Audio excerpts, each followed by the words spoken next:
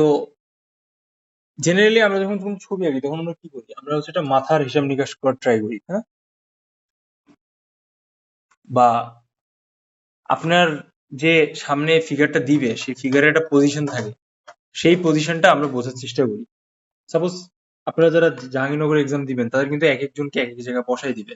So কেউ হয়তো বা এই অ্যাঙ্গেল থেকে ফিগারটা দেখবেন, তারপর কেউ হয়তো বা এরকম অ্যাঙ্গেল থেকে দেখবেন, কেউ ফ্রন্ট অ্যাঙ্গেল থেকে দেখবেন, এরকম। তো এই যে বিভিন্ন অ্যাঙ্গেল গুলো আছে, এই অ্যাঙ্গেলের নাম আগে আমাদের আগে বুঝতে হবে।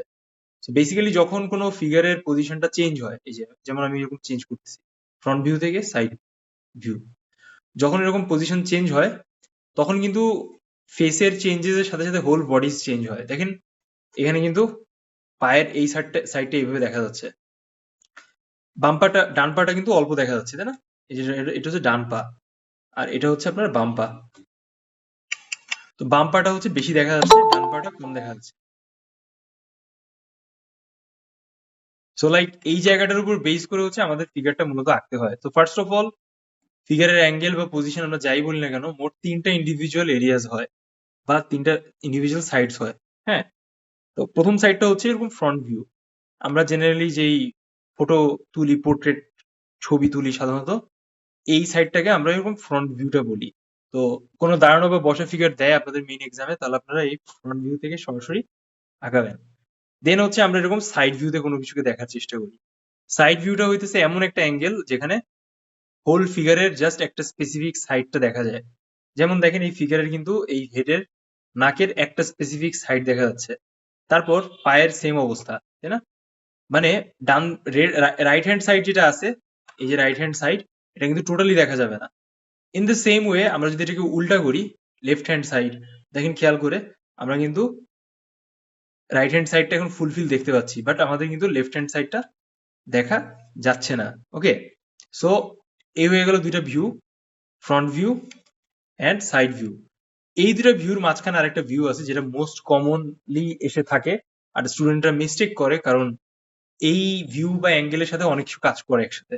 So we will discuss about this view letter, this angle individual parts letter, but right নাও আমাদের আগে 3D ভিউটা বুঝতে হবে। সো 3D ভিউ নিয়ে আমি যদি কথাবার্তা বলি, দেখেন একটা ফিগারের 3 ভাগে 2 ভাগ অংশ দেখা যাবে জেনারেলি। যেমন কিভাবে আপনি বুঝবেন বা কিভাবে এটা দেখা যাচ্ছে, এই সাইডটা কিন্তু পুরো ক্লিয়ার দেখা যাচ্ছে, রাইট হ্যান্ড সাইড, বাট এই যে সাইডটা আছে লেফট হ্যান্ড সাইডের যে পার্টটা আছে, দেখেন এটা কিন্তু দুইটা ভাগেই ভাগ করা, এটা হচ্ছে লেফট আর এটা হচ্ছে রাইট। তো এই সাইডটা যখন আমরা এরকম দেখি তখন আমাদের লেফট হ্যান্ড সাইডটা অল্প দেখা যাবে।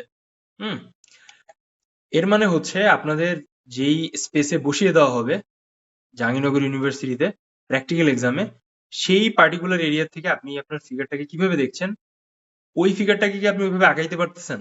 যদি আপনি পারেন তাহলে ইউ আর সাকসিড, ঠিক আছে? You will be succeeded.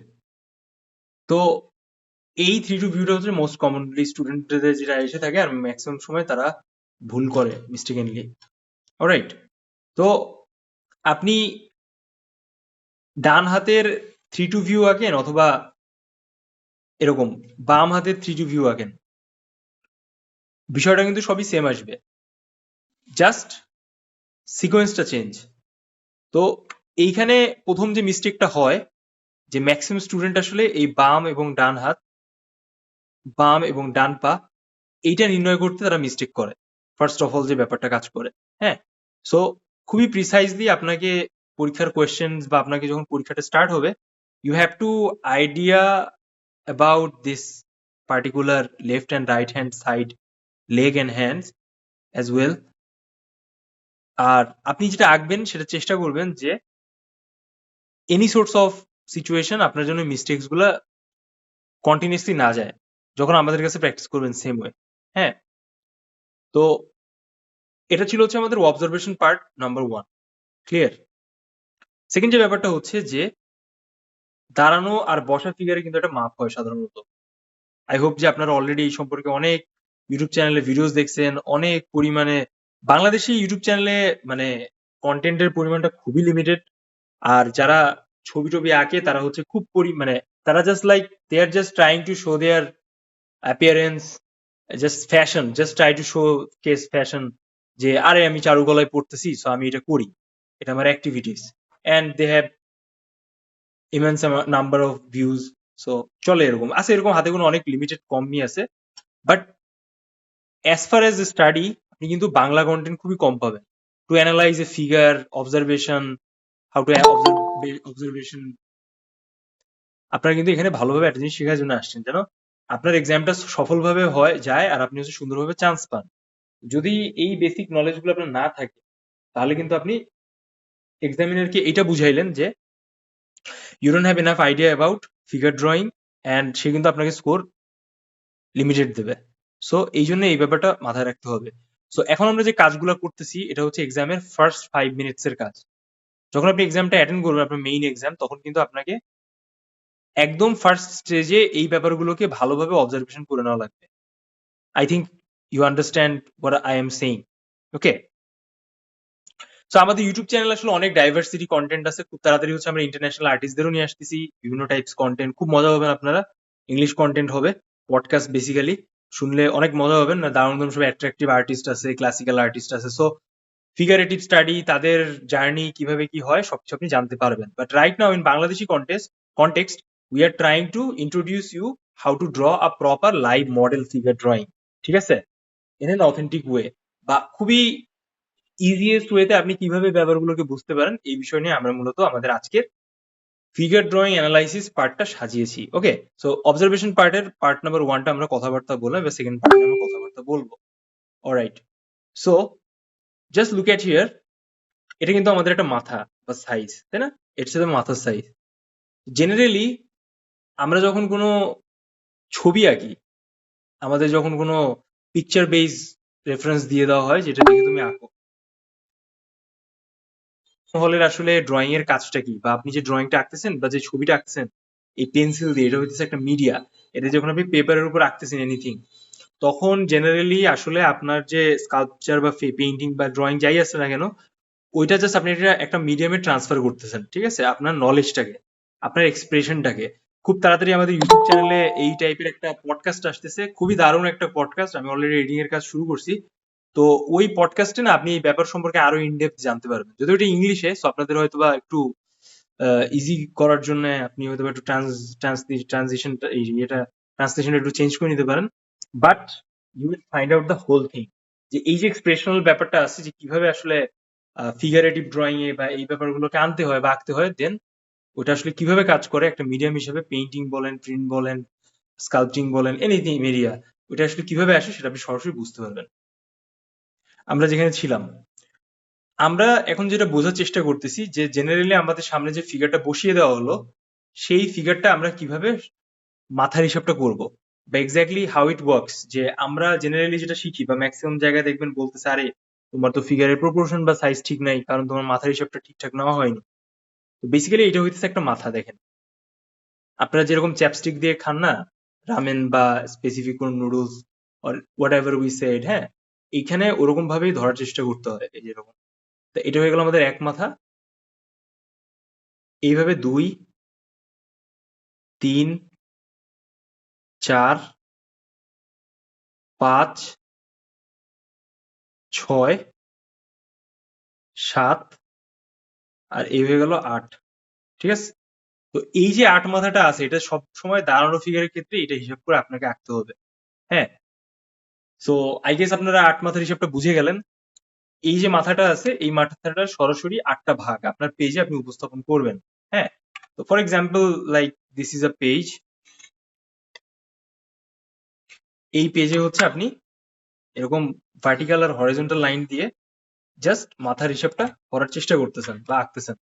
এই যে এরকম রাউন্ড 1, 2, 3, 4, 5, 6, 7 এন্ড 8। ঠিক আছে, তো এই হইতেছে হিসাব, বেসিক হিসাব।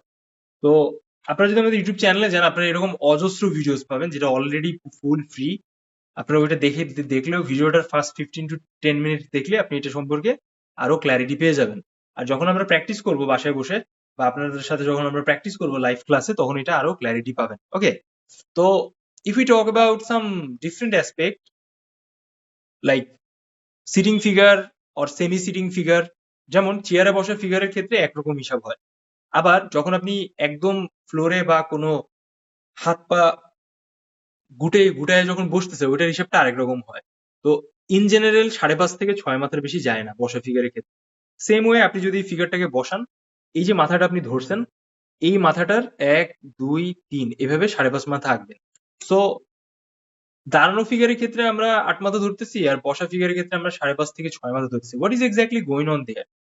যখন কোনো ফিগারটা মানে ফুল ফ্লেজির একেবারে ছড়ানো বা প্রশস্ত অবস্থায় থাকে, লাইক স্পেন্ডেড, এক্সপ্যান্ডেড বা ওয়াইডলি থাকে, তখন হচ্ছে আমরা সাধারণত এখানে কি বলতো 8 মাথার হিসাব ধরতেছি, কারণ ফিগারটা ফুলফিল ভিজিবল, তাই না? কিন্তু যখন একটা ফিগার বসে যায় তখন কি হয়, ফিগারটা কিন্তু অনেকটা সংকুচিত হইতেছে, বা it's not that much expanded, his or her figure বা বডি পার্টস, ঠিক আছে? যার কারণে ওইটা হইতেছে 5.5 মাথা হিসাব ধরা হয়। তো বেসিক্যালি ইটস প্রিটি সিম্পল। আপনাকে এরকমই ভার্টিক্যালি লাইন দিয়ে দেওয়া লাগবে, আবার সেম ওয়ে হরাইজন্টালি লাইন দেওয়া লাগবে, দিয়ে আপনি এভাবে রাউন্ড করে করে 5.5 থেকে 6 মাথার একটা হিসাব আপনার পেপারের উপর নিবেন। ওকে, রাউন্ড রাউন্ড গোল গোল। ওকে, তো দেখেন এটা হচ্ছে একটা basic নুট figure. So everything is pretty visible, যেটা আমরা ভেতরটা দেখি না আর বাইরে থেকে দেখি। তো যখন আপনি ফিগারের গায়ে কোনো কাপড় পরাই দিবেন তখন কিন্তু এই ভেতরের অংশগুলো দেখা যায় না। বাট যে সকল জায়গা উঁচু আছে, যেমন দেখেন এই জায়গাটা উঁচু আছে, এই জায়গাগুলো উঁচু আছে, এই হাঁটুর পাড়টা উঁচু আছে, যেগুলো যেগুলো জায়গা উঁচু আছে বা যেগুলো যেগুলো জায়গা বেসিক্যালি দেখা যায়, সেগুলো জায়গা কিন্তু আপনাকে সরাসরি কিন্তু ওই ব্যাপারটাকে ফলো আপ করতে হবে। মানে হালকা করে ওটাকে উপস্থাপন করতে হবে যে হ্যাঁ, এই এরিয়াটা চেস্ট, এই এরিয়াটা হচ্ছে তলপেটের পার্ট, এখানে হচ্ছে বেলি আছে, শোল্ডার, হ্যাঁ, হ্যান্ড পোর্শন, বা আমরা যেটা জেনারেলি সাধারণত বলতেছি এটাকে বাইসেপ, এটাকে বলতেছি ট্রাইসেপ, হ্যাঁ, এটাকে বলছি ফোর আর্মস, হ্যাঁ, এটা হচ্ছে ডেল্ট, এই পার্টটা হচ্ছে ডেল্ট, এটা হচ্ছে নেক, ঠিক আছে? তারপর সেম ওয়ে হচ্ছে এটা চেস্ট, এটা হচ্ছে তলপেটের পার্ট, তারপর হচ্ছে এটা হাঁটু, ঠিক আছে? এই যে আহ, এটা হচ্ছে হাঁটুর পার্টটা, হচ্ছে এটা মেইন যে আমাদের পায়ের শেপটা আছে, গোড়ালি, তারপর হচ্ছে এখানে দেখেন পায়ের শেপটা এক্স্যাক্টলি কেমন থাকে, হ্যাঁ। তো অ্যাজ এ হিউম্যান বিং আমরা এটা সম্পর্কে অলরেডি জানি, বা we have a little bit knowledge about this particular proportional part, ঠিক আছে? সো হোপফুলি আপনারা এইটুকু সম্পর্কে ক্লিয়ার যে exactly how it works and overall গঠনটা আসলে কেমন কি হয়। জেনারেলি লাইনটা হইতেছে অ আর ক খ মতো, বুঝছেন? আমরা যেরকম টোন ইউজ করি বা বিভিন্ন ধরনের ওয়ার্ডস সেন্টেন্স ইউজ করি একটা সেন্টেন্স কমপ্লিট করার জন্য, আর we are trying to express our feeling in words or language. আর্টের ক্ষেত্রে, এই চারুকলার ড্রয়িং এর ক্ষেত্রে বা এনি সোর্টস অফ ড্রয়িং এর ক্ষেত্রে আপনার হচ্ছে ফাউন্ডেশন এই লাইন ড্রয়িং। তো বেসিক্যালি হচ্ছে লাইন ড্রয়িং কেন অনেক বেশি পরিমাণ ইউজ করা হয়, কারণ হইতেছে যে আপনার ওই ফিগারের অনেক ডাইমেনশনটা আছে। যেমন দেখেন এই যে জায়গাটা আছে দেখছেন, এখানে কিন্তু লাইট সোর্সটা কম পড়তেছে, যার কারণে এটা অনেক ডার্ক দেখা যাচ্ছে। For that is specific area we will be using a 3B pencil or 2B pencil, ঠিক আছে? আর অনেক জায়গা দেখেন যে অনেক জায়গায় লাইটের অনেক হাইলাইট পয়েন্ট আছে, দেখছেন এই জায়গাটা উঁচু, এখান থেকে কিন্তু লাইটটা একদম ডাইরেক্ট সাদা পুরো দেখা যাচ্ছে, তাই না? এটা কিন্তু সাদা কালার না, এটা হচ্ছে আমাদের স্কিন টাইপ কালার, ঘিয়া টাইপ কালার। বাট দেখেন যে এই জায়গাটা কিন্তু আপনার সাদা দেখা যাচ্ছে।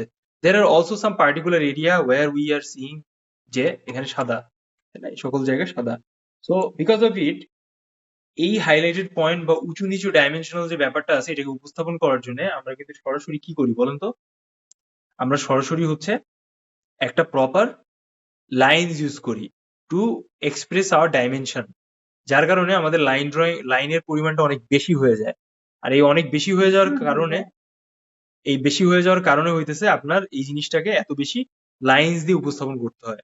তো বেসিক্যালি হচ্ছে আপনি একটা আউটলাইন দিয়ে দিলেন, এই মনে করেন যেটা পেজে আপনি এরকম একটা আউটলাইন দিয়ে দিলেন, তাই না? এরকম আমরা আউটলাইন দিয়ে দিলাম, দেখেন। তো এই যে আমরা আউটলাইনটা দিলাম, এটা কিন্তু একটা বোল্ড এরিয়া ক্রিয়েট করতেছে 7.5 মাথার, খেয়াল করেন।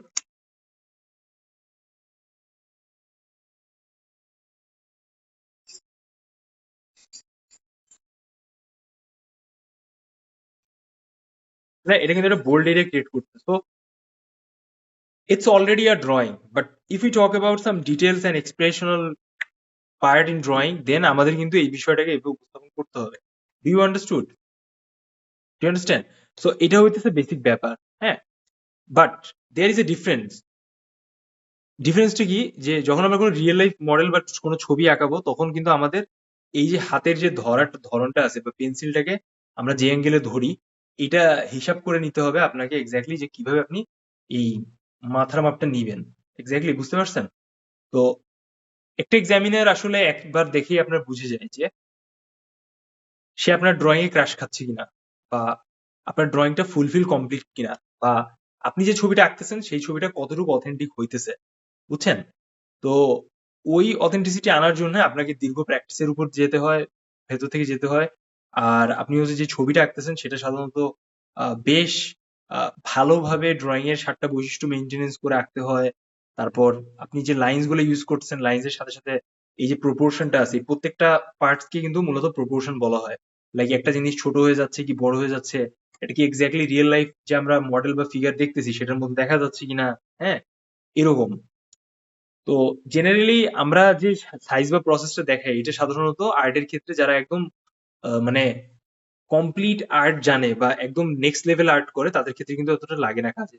তারা যারা জাস্ট বিগিনার লেভেল আছে বা বেসিক অবস্থায় আছে বা খুবই কম জানে বা অ্যামেচার লেভেলের যারা আপনারা যেরকম, তাদের ক্ষেত্রে সাধারণত এই ৮ মাথের হিসাবটা সাধারণত লাগে। ওকে? আর মোস্ট কমনলি যারা আঁকে বা ছবি, বা তাদের একটা এত ভালো আন্দাজ হয়ে যায়, তাদের অবজারভেশন সেন্সটা এতটাই ভালো বা তারা জীবনে এত পরিমাণ ছবি আঁকছে যে তাদের এত হিসাবের দরকার হয় না। তাদের যে আন্দাজটা আছে সেই আন্দাজের থ্রুতেই তারা এই বিষয়টাকে খুবই অ্যাপ্রোপ্রিয়েট ওয়েতে উপস্থাপন করতে পারে। বুঝলেন সবাই? তো এইভাবে হচ্ছে এই জিনিসটা কাজ করে। তো এই যে আমাদের হাই পয়েন্ট আছে, এটা কিন্তু আমাদের হাই পয়েন্ট। এখন এটা হচ্ছে আমাদের লো পয়েন্ট। খেয়াল করেন। তো এইখান থেকে যে এতটুকু ডিস্টেন্স আছে, এই যে এখানে দেখেন চেস্টের এই যে এখান থেকে যে এতটুকু ডিস্টেন্স আছে, এটা তো আপনার আঁকানোর মাধ্যমে উপস্থাপন করতে হবে। আপনার পেজ তো একটা ফ্ল্যাট সারফেস, তাই না? এটা তো একটা ফ্ল্যাট সারফেস। তো এই ফ্ল্যাট সারফেসে যখন আপনি লাইনের মাধ্যমে ব্যাপারটাকে উপস্থাপন করছেন, বিভিন্ন ধরনের ওভাল, সার্কেল এগুলো অ্যাড করে যেই আউটপুটটা আসতেছে আপনার ড্রয়িং এর, সেটাই হইতেছে মূলত এই প্রসেস বা আপনার ওভারঅল প্র্যাকটিসের ব্যাপার স্যাপার। বুঝতে পারছেন সবাই? তো whenever you are trying to draw something or try to create any art or anything, আপনাকে কিন্তু এই বিষয়টা যদি আপনি appropriately না করেন, আপনার ড্রয়িং বা আপনার ফাউন্ডেশন যদি খুবই ভালো স্ট্রং না হয়, তাহলে কিন্তু আপনি মার্কস হারাবেন। আর এটা কিন্তু খুব গুরুত্বপূর্ণ একটা ব্যাপার। ঠিক আছে? Okay, so let's talk about the most common problems in drawing. তো ম্যাক্সিমাম স্টুডেন্ট যেটা ভুল করে এই পর্যন্ত আমরা যেটা দেখে আসছি, যে তারা হইতেছে যে এই যে হাতের অংশটা আছে, এই হাতের অংশ, তারপর এই যে পায়ের অংশগুলো আছে, এগুলা কিন্তু তারা অ্যাকুরেটলি উপস্থাপন করতে পারে না। বা এই যে আমরা মাথার শেপটা দেখতেছি এখানে, দেখেন যে কিভাবে মাথার শেপটা আছে, বা এই পজিশনে আসলে মাথার শেপটা কেমন দেখা যায়, যে এই পজিশনে কতটুক রাউন্ড আসবে, কতটুক সার্কেল আসবে, প্লাস এই অংশ থেকে এই অংশ কতটুক দূরত্ব হবে, এগুলো কিন্তু আপনাকে বের করতে হয় জেনারেলি। আচ্ছা, তো এখানে এটা হিসাব গেল। তো জেনারেলি আমাদের এই যে হাতের শেপটা আছে, খেয়াল করেন এখানে এই যে হাতের শেপটা আমরা দেখতেছি, আমাদের কিন্তু লিডের এই যে এই টপ পজিশন থেকে শুরু করে, লিডের এই টপ পজিশন থেকে শুরু করে আমাদের হাতটা যেখানে শেষ হচ্ছে, এই যে এইটুক সাইজ বরাবর কিন্তু আমাদের মাথার মাপটা হয় সাধারণত সামান্য একটু বড় হয়। ঠিক আছে? যখন আপনি কোনো হাত বা পা আগাবেন তখন এই ব্যাপারটা খেয়াল রাখবেন। সেম ওয়ে হচ্ছে আমরা যদি পায়ের এই হিসাবটা করি, দেখেন এই পায়ের শেপটা কিন্তু অলমোস্ট লাইক আমাদের এই মাথার শেপের মতোই হয়। এই যে দেখেন, এরকম একটু ছোট বড় হয়। ঠিক আছে? তো ইন দ্য ফিউচার আপনি যখন কোনো ছবি আঁকাবেন তখন কিন্তু আপনাকে অ্যাটলিস্ট এই ব্যাপারগুলো একটু আন্দাজ বা আইডেন্টিফাই করে নেওয়া লাগবে। তো এখন যে ব্যাপারটা নিয়ে আমরা কথাবার্তা বলছি, in the last moment of your exam, like you have like 10 to 12 minutes remaining, তখন হচ্ছে যদি কোনো মিস্টেক দেখেন আপনি, তখন হচ্ছে এরকম হাত পায়ের শেপের কোনো মিস্টেক আপনি সরাসরি তখন গিয়ে ঠিক করার চেষ্টা করবেন। ক্লিয়ার? ওকে, সো এখন হচ্ছে আমরা একটু বোঝার চেষ্টা করব যে এক্স্যাক্টলি কিভাবে এই এক চোখ বন্ধ করে আরেক চোখ দিয়ে পেন্সিল ধরে, আরেক হাতে পেন্সিল ধরে একটা প্রপার দূর থেকে আন্দাজটা নিয়ে এই ফিগারেটিভ স্টাইলটাকে মূলত উপস্থাপন করতে হয়। ঠিক আছে? সবাই খেয়াল করেন, আমরা যখন কোনো ছবি আঁকাই তখন সেই ছবি কিন্তু একটা পার্সপেক্টিভ ব্যাপার হয়। সো এই পার্সপেক্টিভ ব্যাপারটা কিন্তু কাছে যত আমি যাই, যেমন আমি ক্যামেরাটা যত ক্লোজ করছি আমাকে তত বড় দেখাচ্ছে, আমি যত দূরে নিয়ে যাচ্ছি তত কিন্তু ছোট দেখাচ্ছে। সো আপনারা যখন মেইন এক্সামটা অ্যাটেন্ড করবেন তখন কিন্তু আপনাদের সেভাবে সেম স্টাইলে একটা জায়গায় বসিয়ে দেওয়া হবে। ওই জায়গা থেকে হচ্ছে আপনার ফিগারটাকে কতটুকু দূরত্বে রাখা হয়েছে, এটা মিনিমাম 1.5 থেকে 2 ফিট থাকে সাধারণত। মডেলটাকে বসিয়ে দেওয়া হবে। আর সেই বসিয়ে দেওয়া মডেলকে আপনাকে সুন্দর করে উপস্থাপন করতে হয়। জেনারেলি আমরা সাধারণত যেটা দেখে আসছি। তো অনেক স্টুডেন্ট থাকবে আর তাদের গোল করে বসিয়ে দেওয়া হবে, আর মডেলটা মাঝখানে থাকবে বা আপনাদের থেকে একটা সেম লেন্থ থেকে দূরত্বে থাকবে। হ্যাঁ?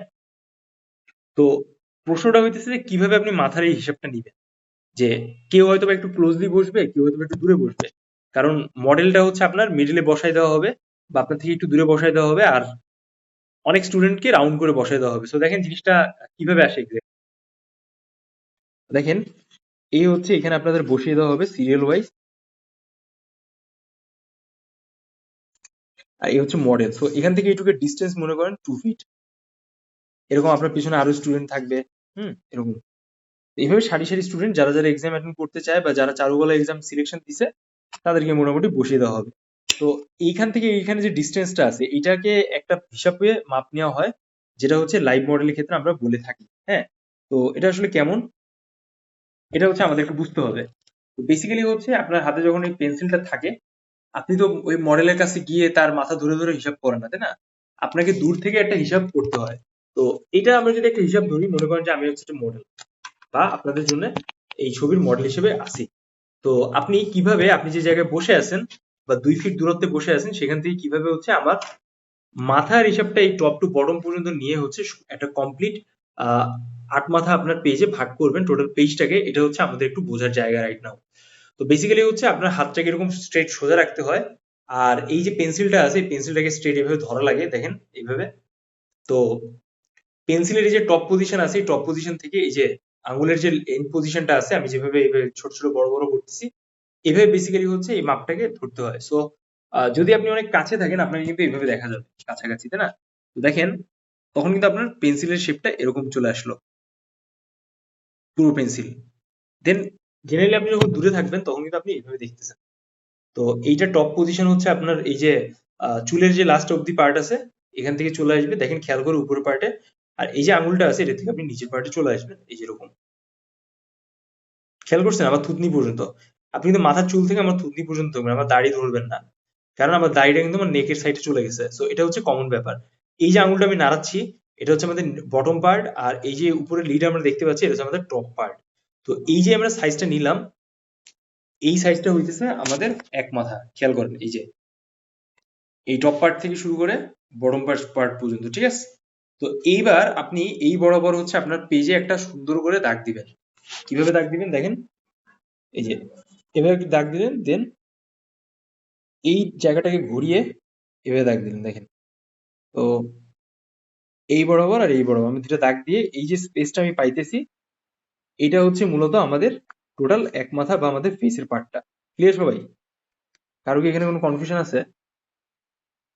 তার চুল তো অনেক এই যে এই যে মানে এই যে একটা মডেল আছে, এই মডেলে কিন্তু চুলটা হচ্ছে কি বলেন তো ব্যাক ব্রাশ করা, দেখছেন? যখন আমি ছবিটা আঁকাবো তখন কিন্তু আমি টপ পজিশন থেকে ধরবো, এরিয়া থেকে আমাদের থুতনি পর্যন্ত টোটাল এরিয়াটা ধরবো। তো এভাবে যদি আমরা ধরি, দেখেন এটা হচ্ছে এই যে এভাবে এক মাথা আসতেছে, দেখছেন? টপ টু বটম পর্যন্ত, মানে এইখান থেকে এইটুকু যে সাইজটা হচ্ছে এখান থেকে এই পর্যন্ত, এটা হচ্ছে আমাদের এক মাথা।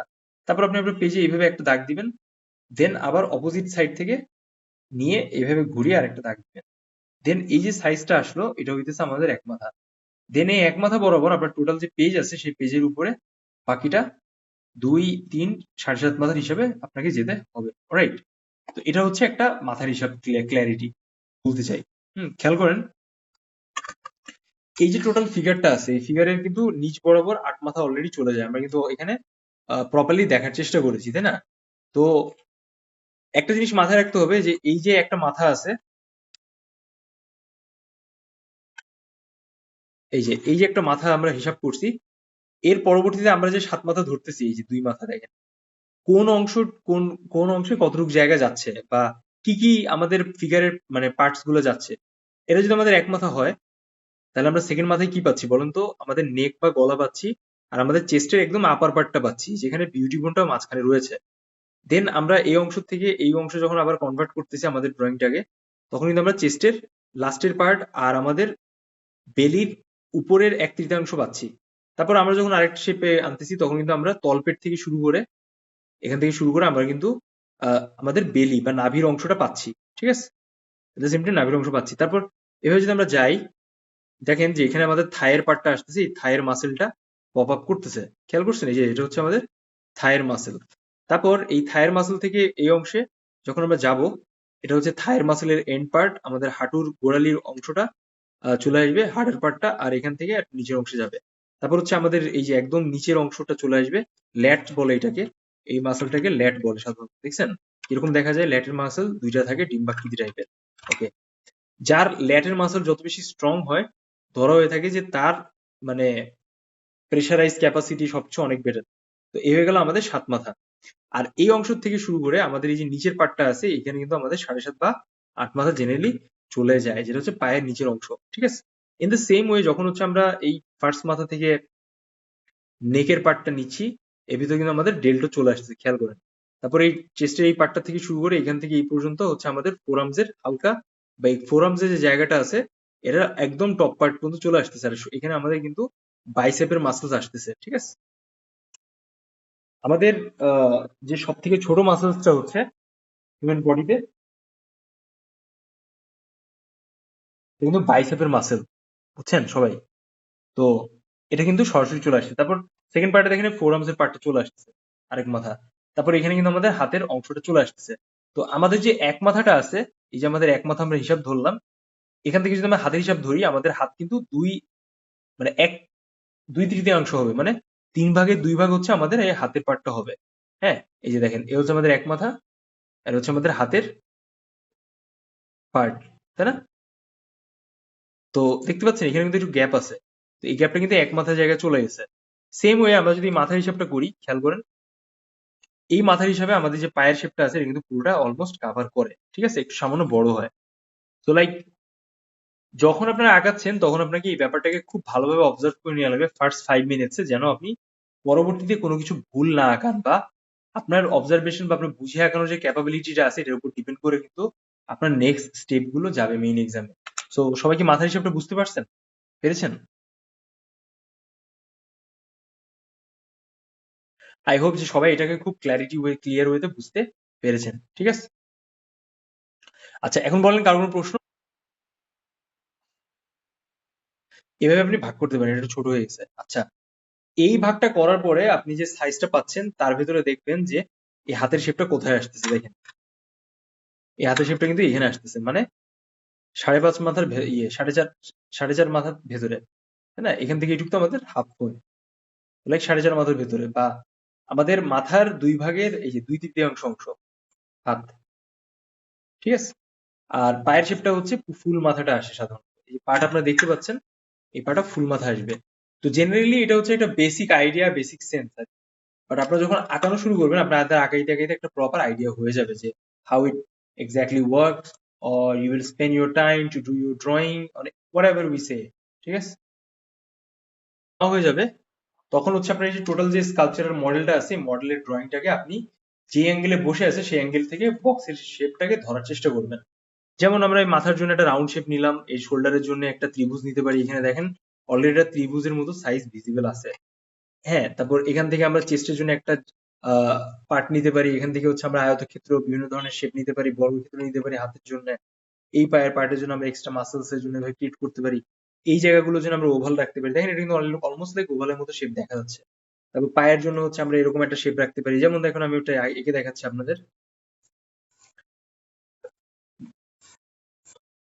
তাই না? এটা কিন্তু এরকম মনে হচ্ছে,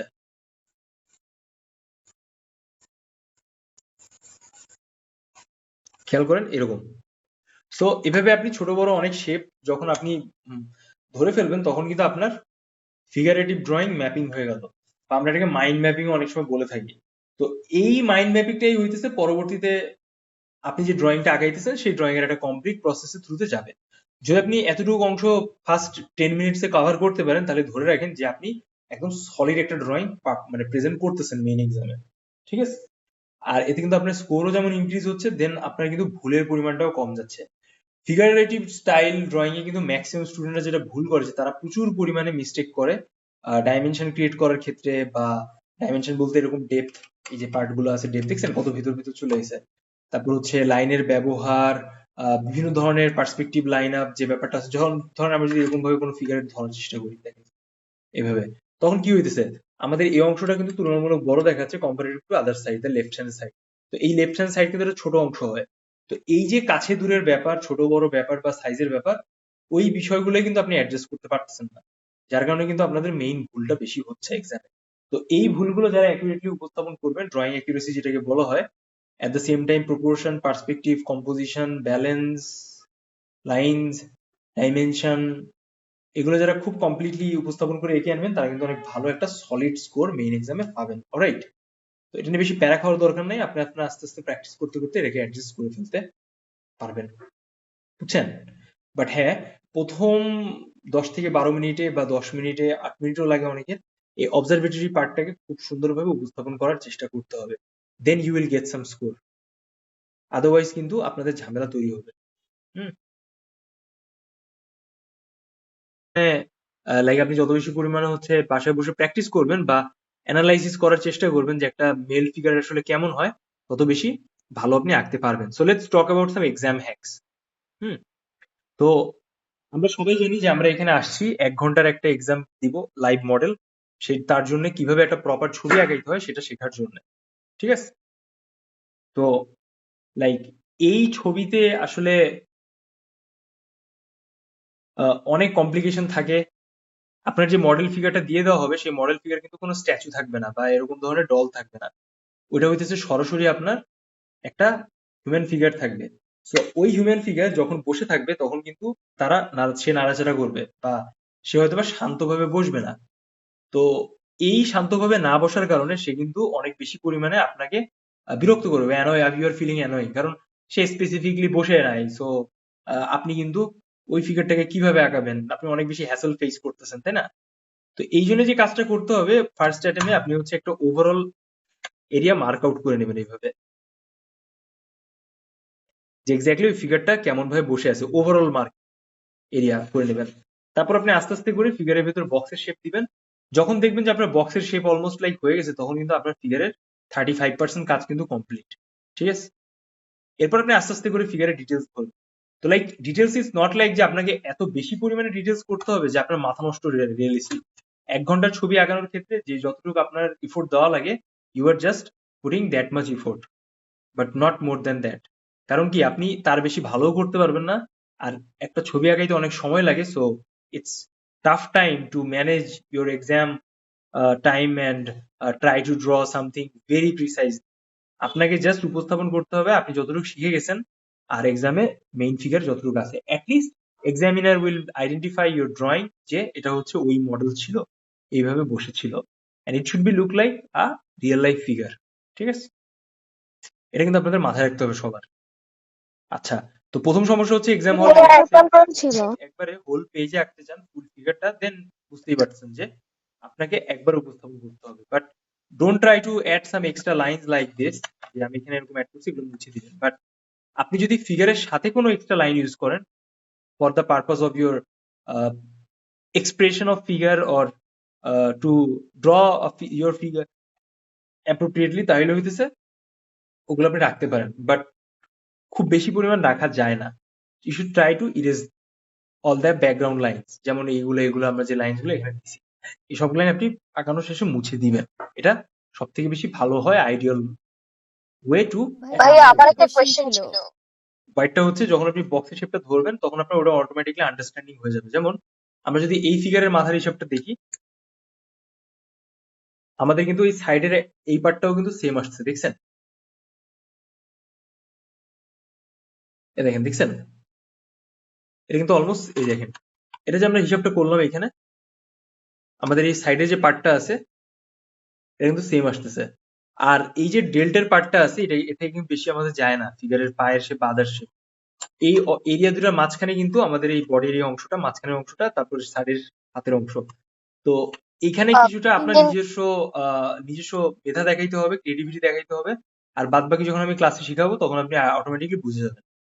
আমরা দূর থেকে এটাকে ধরার চেষ্টা করছি। সো সবার আগে আমরা কি করবো, এই হাতের শেপটাকে এরকম ধরলাম, দেখেন, দেখছেন? আমাদের টপ থেকে বটম পর্যন্ত কিন্তু এক মাথা অলরেডি হয়ে গেছে। দেন আমি ওই বরাবর হচ্ছে যদি আমি সাইডে খেয়াল করি, দেখেন তার একটা মাথা পাচ্ছি অলরেডি। দেন আবার যদি অপোজিট সাইডে দেখি, দেখেন খেয়াল করে, আমি তো আরেকটা মাথা পাচ্ছি। তো এইটা সম্পূর্ণ আপনার আন্ডারস্ট্যান্ডিং এর উপরে, it's not that much complicated আপনি যেরকম ভাবতেছেন। আর এই যে ওভারঅল যে লাইন আপটা আছে, এই লাইন আপটা সরাসরি হচ্ছে আপনি ওইটাকে প্রথমে উপস্থাপন করবেন। তারপর এর ভেতরে আপনি যত বক্স আঁকতেছেন সেগুলো উপস্থাপন করবেন, তারপর in the end of the time আপনি হচ্ছে ওটাকে ডিটেলসে